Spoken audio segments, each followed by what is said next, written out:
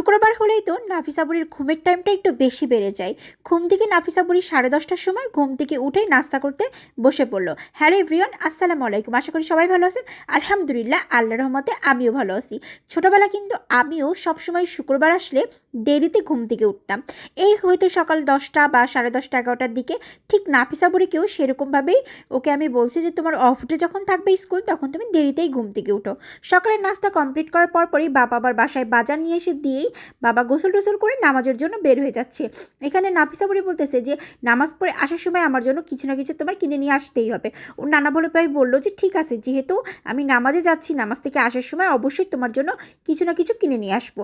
এইখানে মিক্সড সবজি দিয়ে খুব সুন্দর করে ট্যাংরা মাছ দিয়ে একদম হাতে মাখায় টুকায় বসাই দিলাম, একদমই চচ্চড়ি টাইপের করব।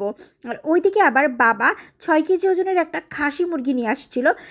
হচ্ছে পোলট্রি মুরগি, বেশ বড় যেটা হয়, একদম 6-7 কেজি ওজনের, ওটাকে খাসি মুরগি বলে। তো 6 কেজি ওজনের একটা খাসি মুরগি নিয়ে আসছিল, সেটাকে আজকে খুব সুন্দর করে ভুনা করব। যেহেতু মঙ্গলবারের দিন গরুর মাংস খাওয়া হয়েছে, গরুর মাংস খাওয়ার পরপরই মেহেজাবিনের অনেক বেশি অ্যালার্জির প্রবলেম। অ্যালার্জির কারণে ওর স্কিনে এত পরিমাণের গোটা উঠে গেছে, যার জন্য ওকে বলছি যে তোমার আর এখন একদমই বিফটা খাওয়ার দরকার নাই।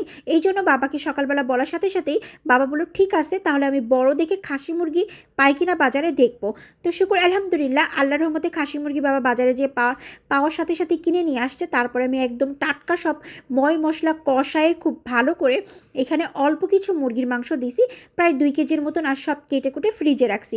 এত মাংস যদি রান্না করি তাহলে তো একদম থেকেই যাবে বা নষ্ট হয়ে যাবে। এত মাংস আসলে একদিনে রান্না করে খাওয়ার মতো না।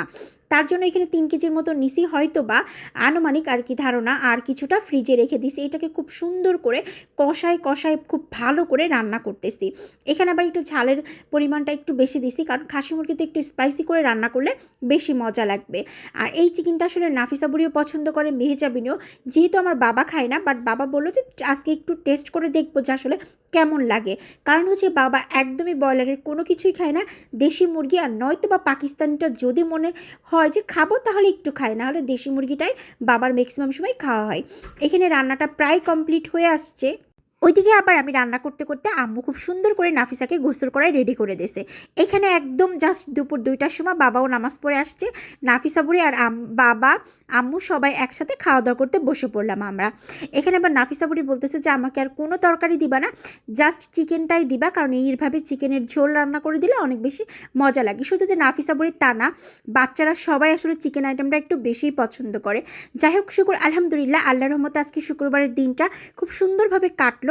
আপনাদের দুপুর আজকে কে কী দিয়ে খাওয়া দাওয়া করলেন অবশ্যই কমেন্ট করে জানাবেন। এই ছিল আমার হাফবেলার ভিডিও।